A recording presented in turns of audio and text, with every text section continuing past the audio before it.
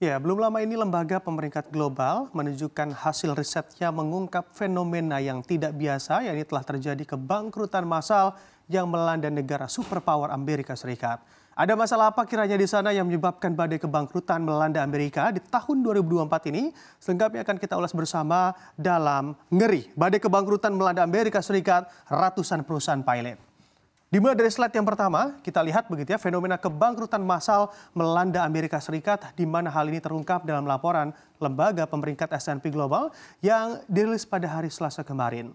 Dalam laporannya kita amati, bisa kita lihat di sini begitu ya, per bulan Juni 2024 saja angka kebangkrutan dari pengajuan kebangkrutan telah mencapai sebanyak 346 kasus. Mungkin angkanya terlihat kecil begitu ya di layar kaca Anda, tapi saya akan mencoba menjelaskan. Bahkan nilai ini menjadi lebih tinggi ketimbang rekor sebelumnya di 13 tahun lalu pengajuan kebangkrutan di Amerika Serikat. Karena memang diketahui secara bulanan S&P Global juga melaporkan telah ada sebanyak 75 pengajuan kebangkrutan perusahaan baru pada bulan Juni 2024 ini dan juga merupakan rekor bulanan baru sejak tahun 2020 silam. Lalu kalau dilihat juga atau dibandingkan terhadap pengajuan kebangkrutan selama 11 tahun lalu atau kita amati di tahun 2011-an begitu ya. Di sini juga angkanya masih cukup tinggi, di mana angka 346 di bulan Juni 2024 kita lihat masih cukup tinggi hingga dari 2011 di angka masih 313 pengajuan kebangkrutan. Jadi selama kurun waktu bahkan hingga 11 tahun terakhir ini memang di Juni 2024 ini menjadi angka yang tertinggi pengajuan kebangkrutan berdasarkan tahun di Amerika Serikat. Lalu perusahaan apa saja yang masuk dalam jajaran top 5, jajaran perusahaan yang masuk dalam jurang kebangkrutan terbesar di Amerika Serikat di tahun 2024 ini kita lihat dan juga kita amati di data selanjutnya. Nah, di sini bisa kita lihat di sini di mana terdapat 5 perusahaan besar Amerika Serikat yang juga bangkrut dan juga terjerembab oleh besarnya beban hutang perusahaan itu sendiri akibat kondisi yang terjadi. Yang pertama, kita lihat ada Consulate Healthcare atau LLC yang mana di sini juga cukup besar begitu ya dengan liabilitas atau hutang mencapai lebih dari 1 billion atau 1 miliar dolar Amerika Serikat. Begitupun sama halnya dengan Dinata LLC, lalu juga ada Zahri Holding Incorporation, Red Lobster Management LLC, dan juga Steward Healthcare System LLC. Nah ini kalau dilihat dari secara sektor aja ada 2 sektor healthcare yang mana juga menjadi sektor penyumbang kebangkrutan terbesar di Amerika Serikat pada tahun 2024 ini. Dan tidak dipungkiri juga menurut pengamat dari Wall Street begitu ya, kita lihat pernyataannya Daniel DiMartino bahwa mayoritas sektor bisnis dan juga usaha mengalami kebangkrutan tak lain dan juga tak bukan disebabkan oleh tingkat suku bunga yang cukup tinggi dan juga kondisi keuangan yang lebih ketat telah terjadi di Amerika Serikat membuat tekanan pada industri di berbagai sektor. Bicara terkait sektor, ini menarik juga untuk dibahas. Ada sektor apa saja sih yang kiranya terdampak paling dalam akan fenomena ini? Kita lihat di slide selanjutnya.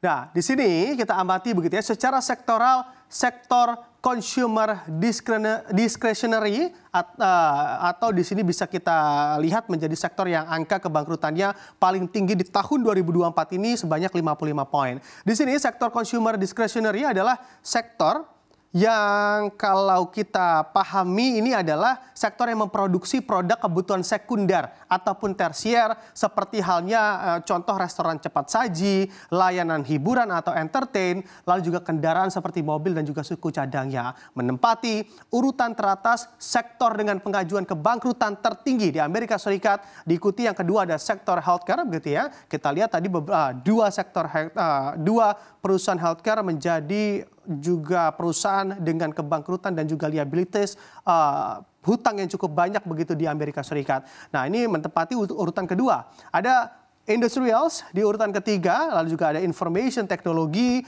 Consumer Staples, Financials, Materials, Communication Services, Energy, dan Utilities menempati yang terakhir begitu ya. Di sini memang angkanya cukup besar, tapi paling besar masih dari consumer discretionary atau dari sisi kebutuhan-kebutuhan sekunder ataupun tersier. Satu perusahaan di sejumlah sektor ini pun juga rontok, yang mana bermula saat The Fed terus mengerek tingkat suku bunga Amerika Serikat ke level yang cukup tinggi guna menyelamatkan tingkat inflasi Amerika Serikat yang juga ikut melesat. Imbasnya seperti yang telah kita jabarkan tadi, banyak perusahaan yang bangkrut akibat gagal bayar utang di kondisi yang cukup sulit di negeri paman Sam Amerika Serikat. Dan juga terbukti dengan tingkat suku bunga yang tinggi, beban kesulitan membiayai refinancing juga menjadi lebih berat dibandingkan kondisi biasanya dan juga memberikan tekanan pada perusahaan untuk masuk dalam jurang kebangkrutannya. Baik lagi, higher for longer tingkat suku bunga The Fed ini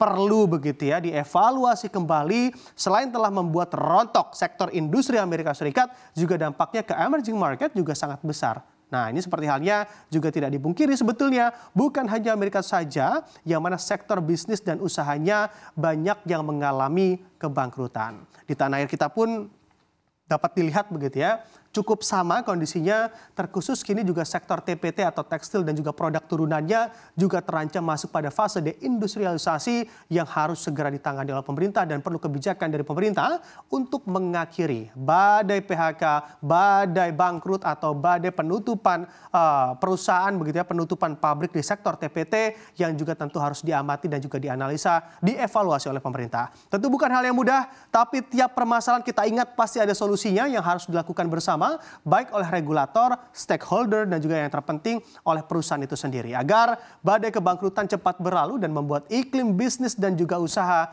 kembali semeringan.